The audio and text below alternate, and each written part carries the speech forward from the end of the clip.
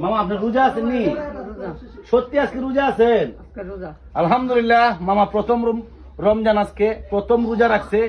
এই হিসাবে আমাদের মানবিক টিমের পক্ষ থেকে প্রবাসী এক ভাই আপনাকে দেখেন এক বস্তা ইফতারের সামগ্রী দিছে। আমি দেখাইতেছি এই বস্তার ভিতরে কি কি আছে।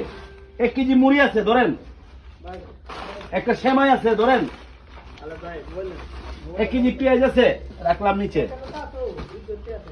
এই যে চিনি আছে,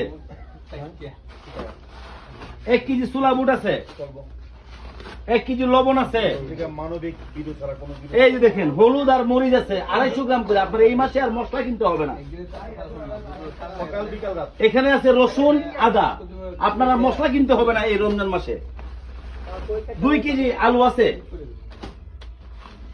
1 কেজি বুটের ডাল আছে দেখছেন,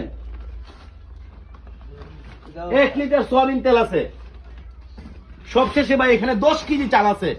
10 কেজি চাল, উনি একলা একজন মানুষ, আমার মনে হয় না যে এই রমজান মাসে ওনাকে আর চাল কিনতে হবে বা এই তেল ডাল চালের বাজার করতে হবে।